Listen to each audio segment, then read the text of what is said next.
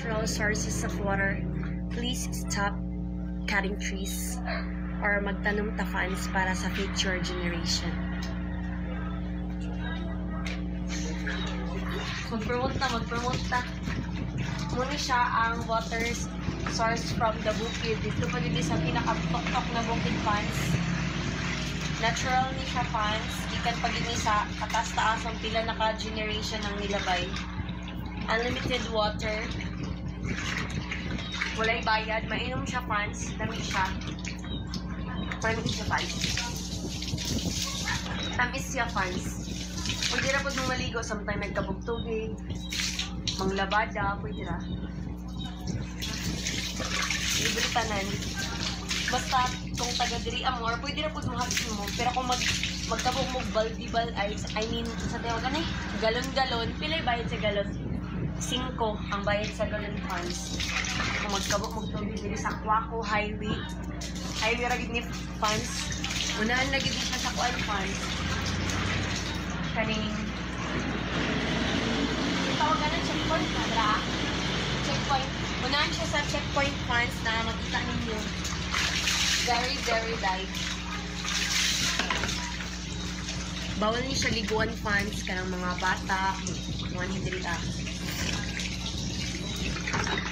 bawal ka magpatong og bisag kung sa dili ka kay bula-bulaan ang sulod sa tubig. Sa ayong funds. Simple lang ang life sa mga tao diri Ano lang. Libre water na, so walay kalas. Simpleng buhay sa mga kakahuyan sa likod sa kabukiran. So, atong i-promote ang natural source of water na dili ta magpataka og putol og kahoy kay maapektuhan ang atong environment ang mga madlang people. Basta fans maligtol kay brisko kayo. Kalmi. Pwede ra mang labadri fans, pwede ra tanan. Mo ni siya ang kung magkabog tubig nga dili taga Quaco, magbayad og 5 kada galon.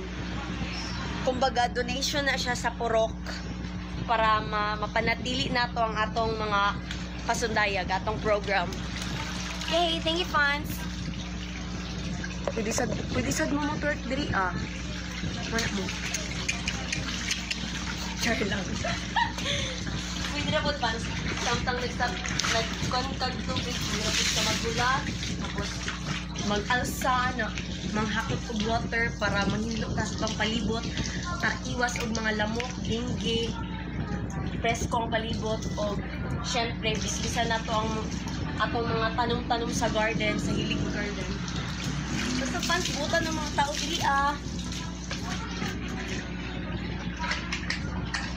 Charat.